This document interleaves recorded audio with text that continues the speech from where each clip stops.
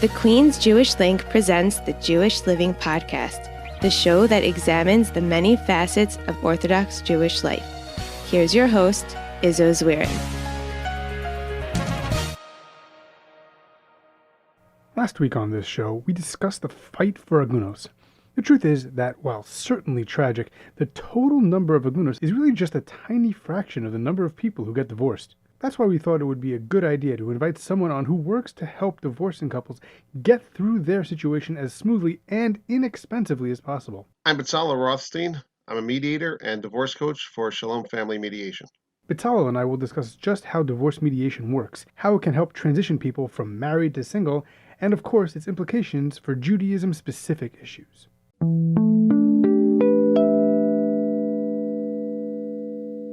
So Betzalel, thank you so much for joining me this week. I really appreciate it. I'd like to get a little bit of a background first on you and then on a bunch of other things, which we'll get into. So tell me a little bit about yourself and how you get into divorce mediation. So I got into divorce mediation because I myself went through a divorce. I'm remarried now, coming up on, thank God, my 10th anniversary. Very nice. My wife also went through a divorce. My parents went through a divorce. My wife's parents went through a divorce. My mother's parents went through a divorce. And my wife's parents also went through a divorce. So there's just been a lot of divorce in my life, and I've seen the damaging effects that divorce has, sometimes more, sometimes less. But I've really, in the last, I would say, 5 or 6 years, been studying heavily on divorce outcomes and how it affects children. And I became very motivated to help people to divorce better. And that journey of helping people to divorce better has led me to the professions of mediation and coaching. All right. So just on a basic level, just before we get into mediation and what Shalom Family Mediation, which is your company, does, my overarching issue with divorce is as follows. When people get married, there's a whole bunch of prep work leading up to it. There's chassan kala classes. There could be some therapy if that's needed or wanted. Then there's, on the practical side, there's insurances and make sure you have an apartment and finances to, and there's a lot of things that lead up to the marriage part of life. Nobody prepares themselves for a divorce until it happens, until it gets to the point where we have to, go down that road. Is that something that should be corrected, or is that something that we have to just live with the way it is, as it is now? It's an excellent question. I just want to touch on something that you brought up. You talked about a lot of the preparation that goes into the wedding itself. The chassan classes, the kala classes, the apartment, the this, that, the other thing. But one thing that I don't know if which I don't think you mentioned, which probably is the most critical element of all, is marriage, like basic marriage skills, relationship skills. Where are those being taught? I'm not seeing that, chassan and kala classes are really encompassing the basic relationship skills, getting accustomed to living together with someone. Right. Things like exploring people to address what their own personal basic needs are in a marriage. It's like, for example, somebody goes out on the dating market and they have a checklist of what they're looking for in their spouse. But how many people actually have a checklist really of what they themselves are about? And I don't know that people have that kind of a clarity. So as we talk about preparing for marriage or preparing for divorce, so number one is, who are the people, who are the players in the transaction that we're talking about? There's a great cliche in the mediation world that says 10% of conflict is because of difference of opinion and 90% is wrong tone of voice. So there's so many cases in a marriage where there are fights that never had to happen. There are conflicts in the marriage that never had to happen. And as when I get a couple that is thinking about getting divorced, the first thing that I'm doing with them is, how did we get here? And this kind of opens the door into really addressing your point about preparing somebody for a divorce. You have some people that they're just not actually emotionally ready for divorce by the time that they are going through it. And there needs to be that preparation for the divorce emotionally, financially, logistically.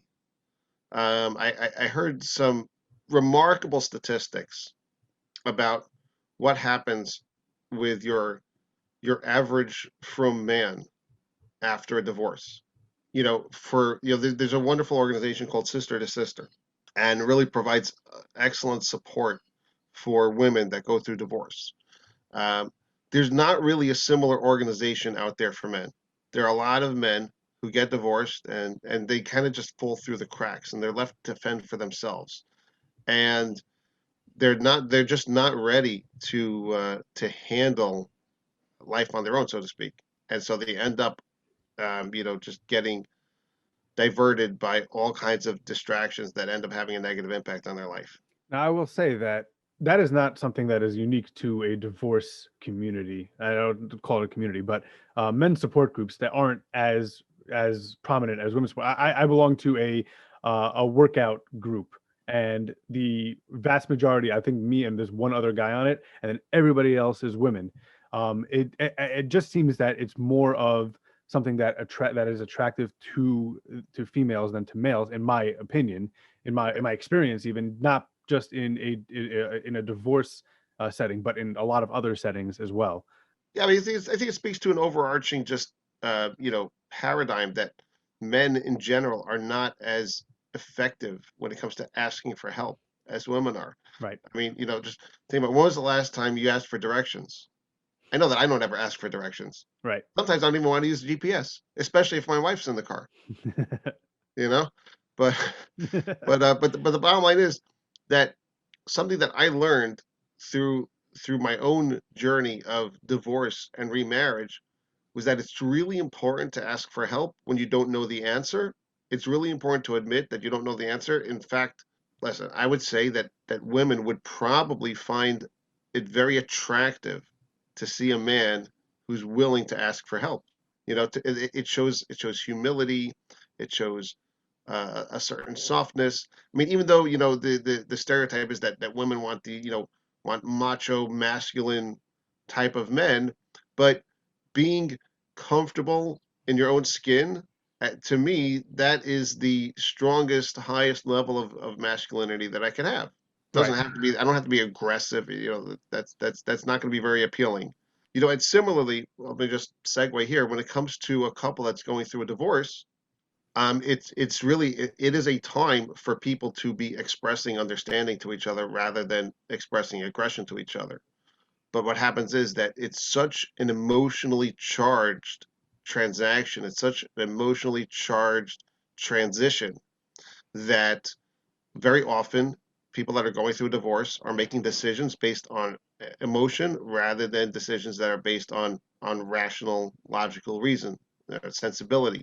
So it's really important to look at who are people seeking help from, who are the advisors that people turn to when it comes to going through a divorce. So, for example, like, it's parents very often. Very often it might be a rabbi. Very often it might be a lawyer. In a lot of cases, if you seek help from a rabbi when it comes to a divorce, the rabbi might refer you to a lawyer because the rabbi might say, listen, I am not an expert in child support and alimony and custody, any of these topics, but so and so, who's a member of our kahila, happens to be a matrimonial attorney. You should go talk to so and so. The parents, certainly are stakeholders in the transaction, siblings, friends, all these other people. So, when you think about it, what do your parents really know about divorce? Hopefully, they never had to go through it themselves. And if they didn't go through it themselves, like, what do they know from it? If you go to an attorney might be an expert in legal practice, but what kind of experience does this attorney have in life after divorce? What kind of expertise does the attorney have in child psychology? So what's the attorney's interest? What kind of advice are you getting? You have friends. So if you have friends who went through a divorce, was their divorce peaceful? Was it hostile? Was it quick? Was it lengthy? Do you want the kind of divorce that they had? Do you want to have a different kind of divorce? All these things have to go into consideration when you're looking at who are you seeking advice from, which is where the role of a divorce coach theoretically would come in. I think that there's a problem, so to speak, that people think that a coach is a luxury, or at least certainly I'm finding that as an attitude that we're trying to change with respect to divorce. People are getting accustomed to having life coaches, nutrition coaches, dating coaches, marriage coaches for everything. Well, I mean, there should also be coaches for divorce, Right. because this way you're getting counsel from somebody you're actually making a personal connection with, somebody who has training in divorce outcomes, in personalities, things that are very relevant to someone who's going through a divorce.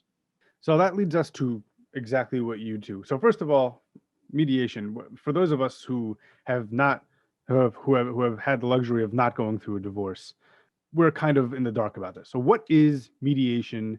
Let's start with divorce mediation, because that's basically what we've been talking about now. So what is divorce mediation?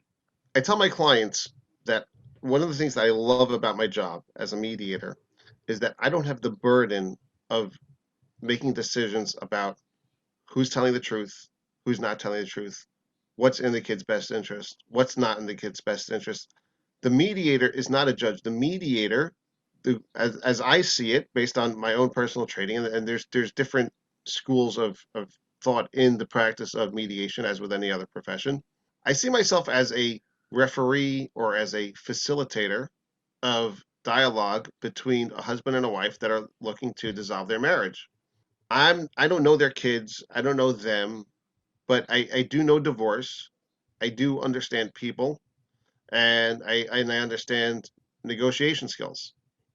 And so therefore, what I'm looking to do is to help people disentangle their emotional charges from the process, so that they can make decisions about their future and the future of their children, instead of from the emotional place, the hurt, the pain, the fear, with logical, rational ideas about, okay, well, what do I really want to have happen? What do I want my life to look like after the divorce? So the mediator does not have any authority to make any rulings on, this is how much child support you should pay. This is how much parenting time you should have. This is who should be the primary parent. Then this should be the secondary. This is where the kids should go to school, et cetera, et cetera. All those decisions are actually agreed upon by the parents themselves, by the husband and wife themselves, as they go through the divorce, rather than by the mediator or by a judge.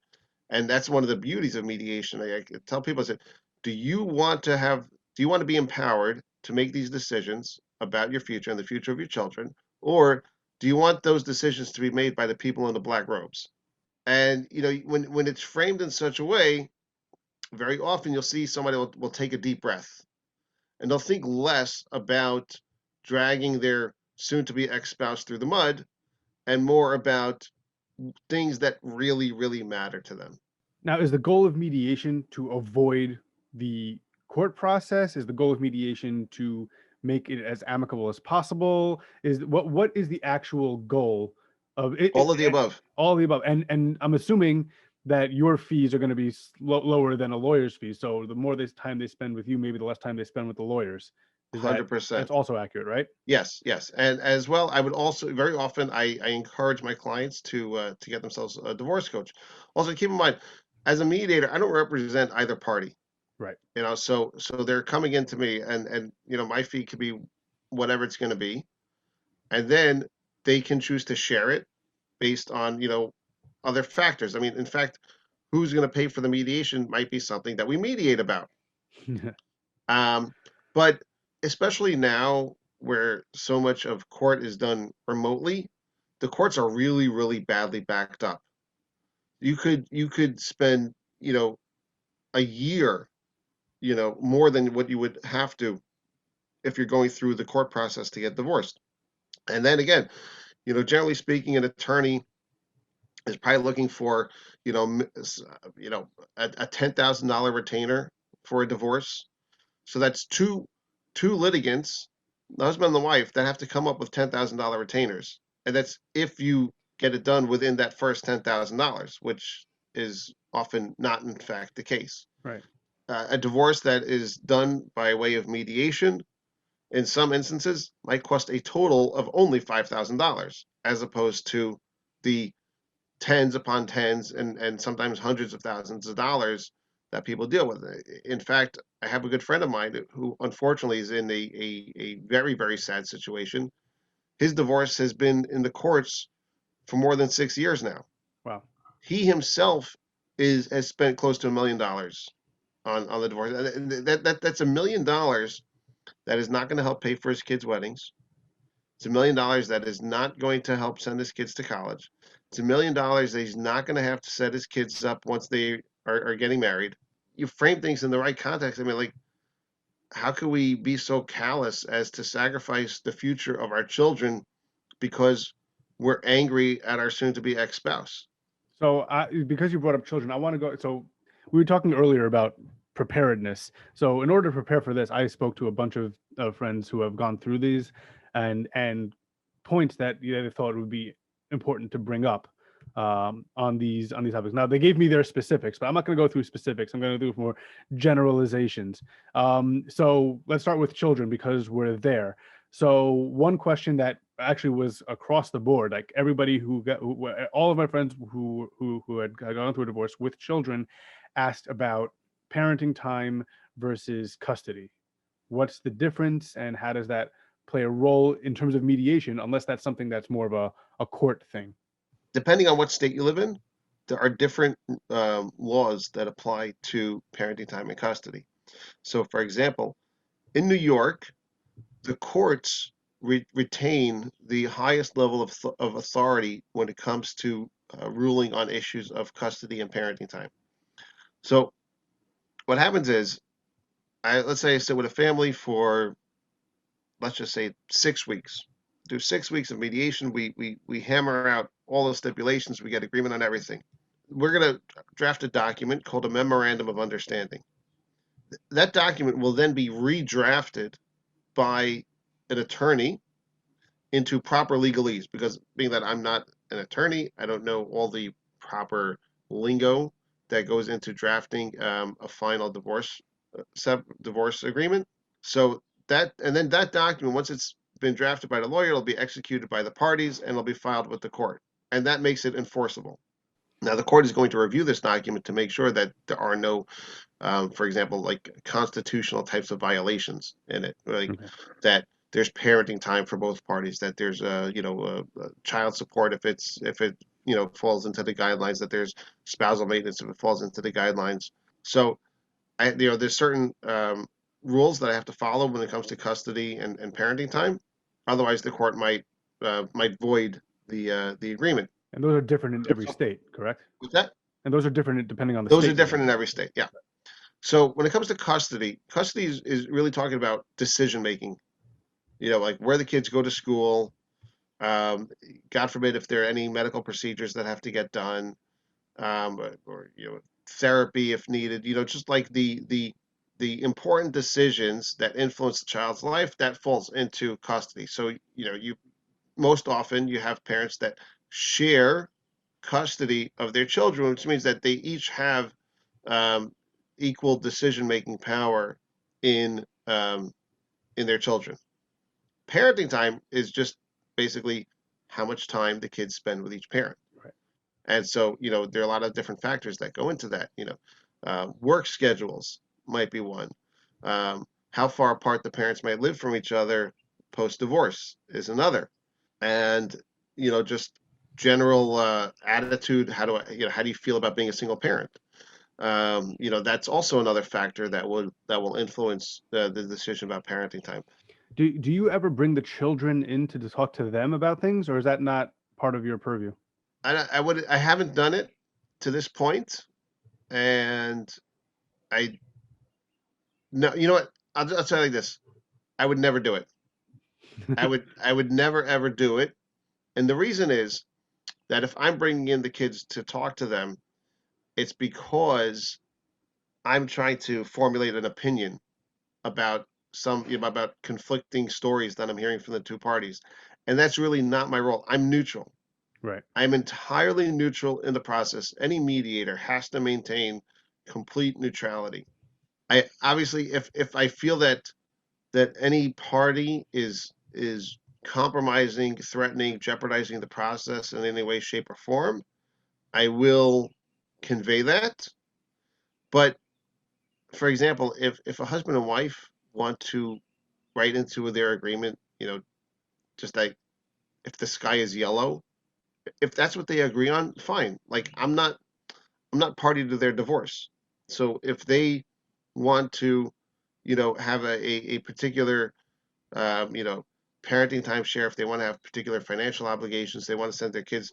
If a couple was sending their kids to yeshiva their whole life, and they come to me now in the mediation proceedings, it comes out they decide they want to send their kid to public school. So first of all, I would say that personally speaking, I think it's a bad idea to take your kids out of yeshiva and send them to public school because your kids are used to a school that has a certain type of atmosphere to it. Hopefully they were thriving up until now. They're already going through a change of the divorce. Why throw another wrench into their lives? So I would say that I think that's personally, I think it's a bad idea, but it's not my kid and it's not my divorce. And more than giving the best advice I possibly can, it's not my role. I'd be overstepping the scope of my role as a mediator and saying you can't send your kids to public school.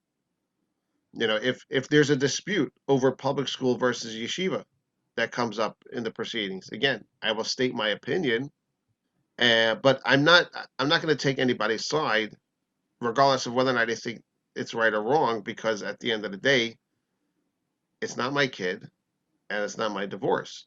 Right. But I would, I would try to help them, continue the process and broker an agreement that works for everybody.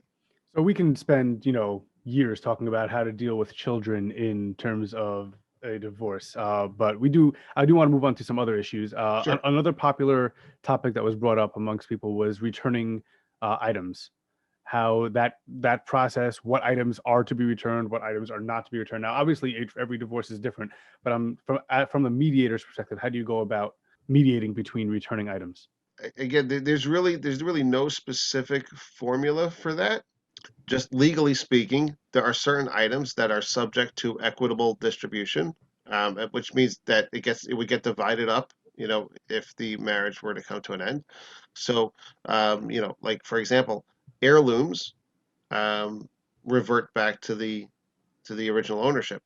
Like that's just what they do. Legally speaking, there's no legal claim. So, let's just say, for instance, that a couple would be arguing over a particular heirloom. So if the mother-in-law passed on to the daughter-in-law candlesticks, and now she has become very attached to the candlesticks and does not want them to revert back to her husband's family, she's stuck. Right.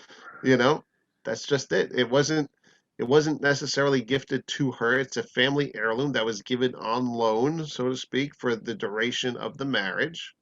And I would work with this family. I might say, hey, listen, how about it goes back to the father's family, and you write into your agreement that upon marriage of the eldest daughter of the family, that it'll be passed on to her. Right. So this way, it's kind of a creative solution that could satisfy all the parties. Now, in And terms of what an heirloom is, now there's a difference between like, oh, this was my grandmother's candlesticks versus my mother-in-law bought me these candlesticks. right, yes, it is Okay. different. All Right. right, just making sure that, yeah, because that could also be because then you get into the whole thing with the engagement ring Yep. and things like that. But we're talking about heirlooms strictly. They belong to somebody else before the marriage happened, Right. They were passed down to Yeah. this generation. Yes. Okay. I mean, gifts are gifts. Right. And that's just it. And where that comes up most often, really, what I find is when parents or in-laws help a young couple buy a house. If a large sum of money was put in by either parent into the house, how does that get split up? Right. That's a more complicated question. And I would in most cases I end up conferring with a lawyer on Hmm. the specific details of what is actual a legitimate legal claim and what is not. But then I'll go ahead and I'll advise the parties like, okay, well, legally speaking, this is what would happen. And often if I hit an impasse on any particular topic, what I'll do is I'll try to put that on, table that topic, and then try to move on to other things.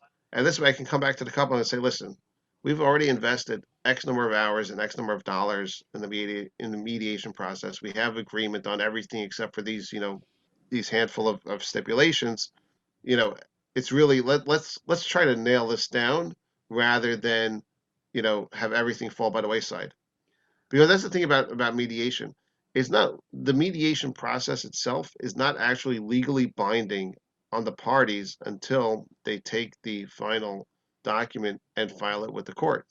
So it's kind of like, let's see if we can make it happen. Let's see if we can agree on stuff.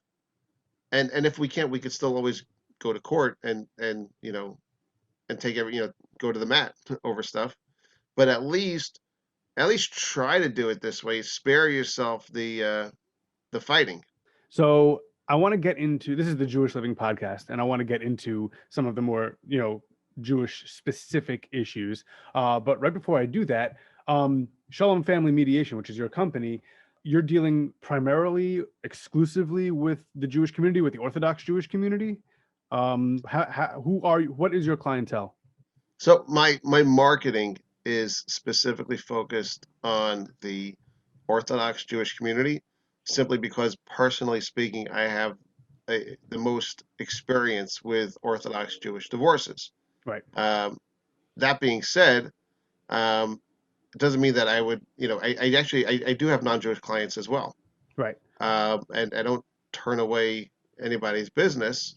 But personally speaking, I care more about Jewish children and Jewish divorces than I do about secular, Gentile divorces and their children. Interesting.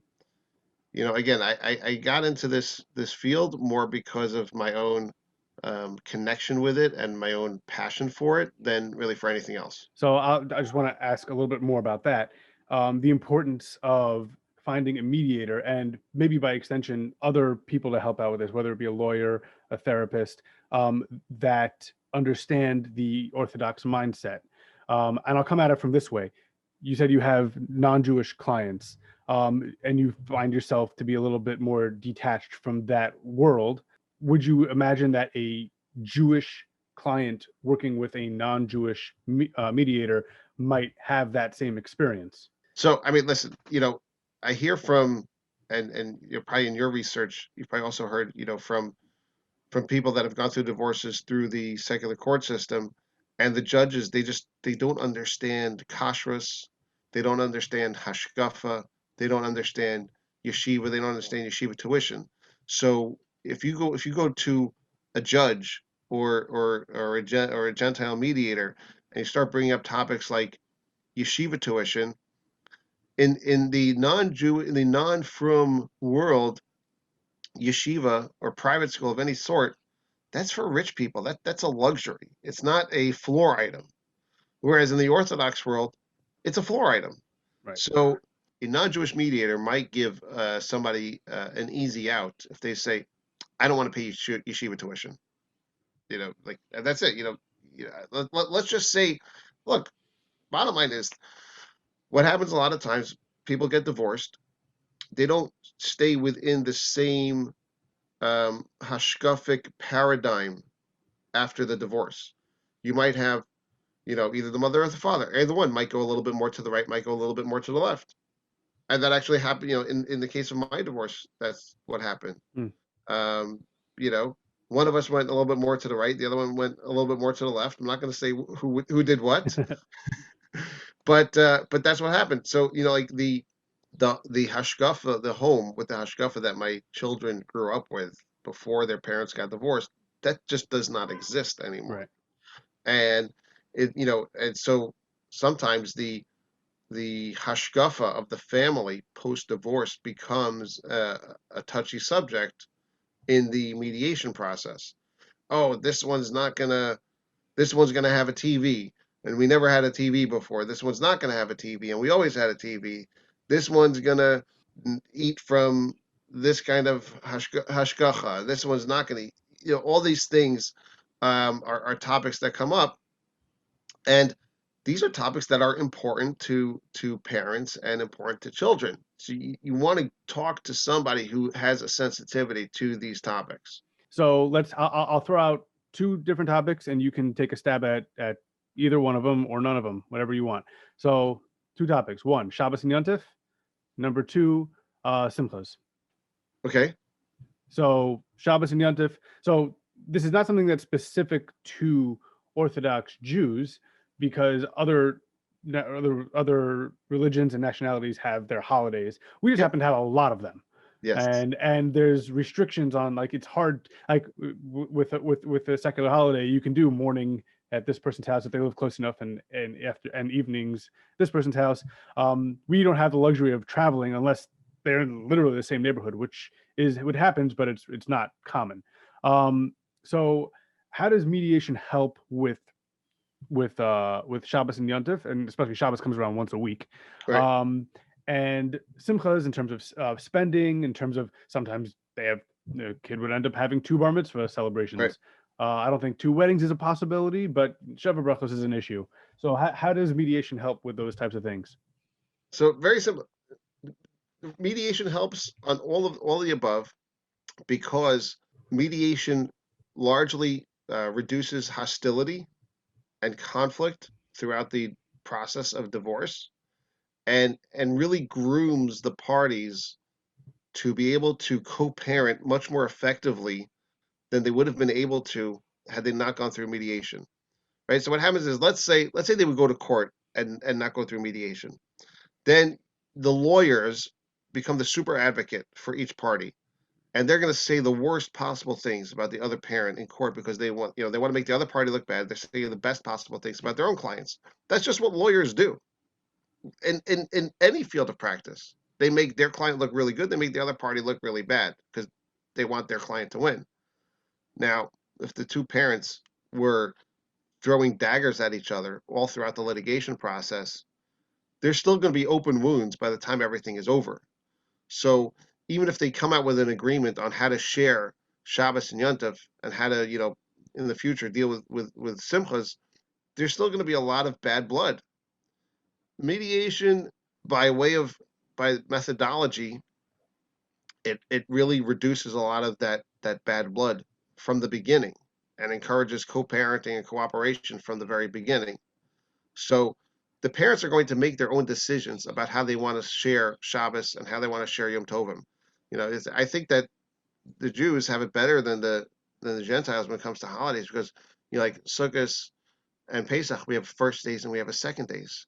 Right. We have 8 days of Hanukkah.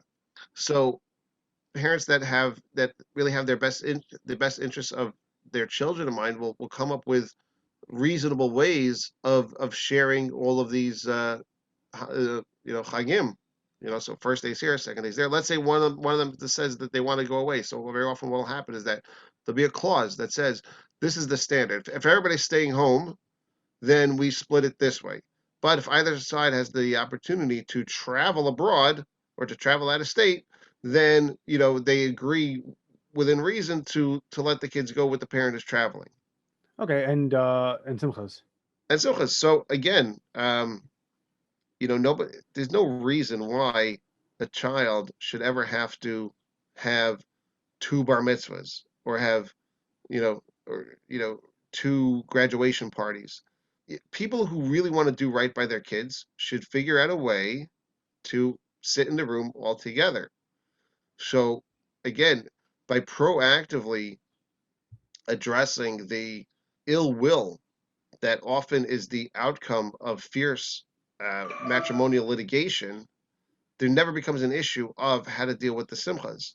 People who are litigating will never ever think about, oh, let's do a joint bar mitzvah. Like, I'll give you an example, okay? For myself growing up, when I became a bar mitzvah, I had two separate bar mitzvahs. That was not very comfortable for me to have two separate bar mitzvahs. I did my bo bayom with my father, and then I did something later with my mother. But I'll tell you like this: when it came time for me to get remarried, my aufruf was hosted in my mother's backyard. My father came and stayed in the neighborhood, a few doors down by a neighbor that my mother made arrangements for my father to have a place to stay. He participated in my aufruf, and he even gave a Devar Torah during the Suda in my mother's backyard with my stepfather sitting right there. That was probably the most amazing wedding gift that anybody could have ever possibly given me. Just like to have peace between my parents. At the end of the day, all that the kids want is the kids want to see peace between their parents. When we made a bas mitzvah for my stepdaughter, and her father was there with his new wife, and his parents were participants. That really is the best thing that we can do for our kids and for ourselves going through the divorce process, to do it in a way where the kids don't have to suffer. We can keep going on this, but I have one final question for you, and then we're going to talk about some of your projects. What percentage? I can't ask you about what percentage of your cases end amicably, because that's a very subjective term. But what percentage of your clients do you think can avoid the court system, or avoid or very minimal amount of court system that you see? So, so I do both divorce coaching and I do mediation. So when it comes to mediation, I believe that 100% of my clients that come to me for mediation can end their divorce amicably. I believe very much in my talent as a mediator. I believe in the mediation process. And as a human, I believe in the good in people. And I think that that's very important, to believe in the good in people when it comes to this practice. Um, a lot of the time, so of my coaching clients, so some of them are already in court. Some of them are already with other mediators. So, if somebody is in court, then I'm going to try, then they came to me because they didn't like the way that things were going. So I'll give them another path, maybe a path that can hopefully lead them to settle out of court, which would be a more amicable solution, or to keep the mediation process from breaking down, which would also be a more amicable solution. So I guess that more amicable than what? I believe that I can bring a lot to the table. That mediation and coaching in general can bring a lot to the table for anybody who's willing to engage in these topics, or to engage in these services. I believe that somebody who without a coach might have spent $150,000 on their divorce, with a coach, including what you're paying to the coach, might spend only $75,000, because you're going to get really good guidance in that process. And I think that 100% of the time, having a coach involved or a mediator involved will be less acrimonious and less expensive than had you done it without. All right. So where can people find out more about you and Shalom Mediation? You have social media, you have a website? Yeah, we're online everywhere. You can visit us, www.shalomfamilymediation.com. You can find us on Facebook, Instagram, Twitter. We're all over the place. And you can also find us on the Jewish Living Podcast. Speaking of which, you're planning on starting a podcast? It's something that has been that's been coming up. It's something that I've been hearing a lot about from a lot of my divorced friends. By the way, I just want to throw in one other thing. For somebody who goes to a lawyer, the divorce basically ends when the judge signs off on the order of divorce. But for a coach or for a mediator, it's not necessarily seen that way. Basically, in every mediated agreement, we put in a stipulation that if the parents are having any trouble sticking to the agreement, that they should come back to mediation to discuss whatever difficulties they're having. And as a coach, really, like, there's a whole process of living as someone who went through a divorce. Developing healthy habits as a divorced parent. So I have a lot of friends who are in that divorced world that they need guidance, dating, remarrying, just, stuff that you're not used to. Whether, have you ever, how many times have you done your own laundry? When was the last time you cooked your own dinner? Just like basic things that, if you were married for 15 years, you're just not used to a lot of these things. Right. So it did become a topic of interest to launch, like a Jewish Divorce Network podcast idea, which is something that I'm laying some groundwork for. I do think that it's going to be a great asset for the Jewish community, especially the Jewish divorce community. But really, it helps. I believe it's going to help everyone. All right, and when and if that happens, you can let us know, and we'll blast that out on our social medias as well. Absolutely. Thank you so much for that. All right, Betzalel, thank you so much for joining me this week, and good luck to you. Thank you, Izzo.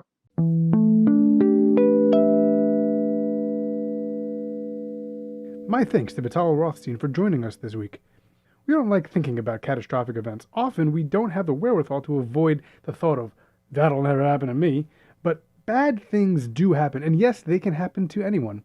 Perhaps it's important to have difficult conversations about things before they happen. Being aware of what may happen in a divorce is only one area where we can be prepared. In my family, my wife and I have distinct jobs, but we try to make sure the other one knows exactly what to do in case something happens to the other, so we're not caught flat-footed. While the focus of these last 2 episodes have been about the ends of marriages, they've taught me a lot about preparation and how you can't really know what's coming. I hope you all took something away from this mini-series as well. If you have, please feel free to give us a review and rating on iTunes. A good one, if you please. If you do, and even if you don't, Kol Tov. The Jewish Living Podcast is produced by Sreli Pikus. Our theme song is The Band by A.B. Rottenberg.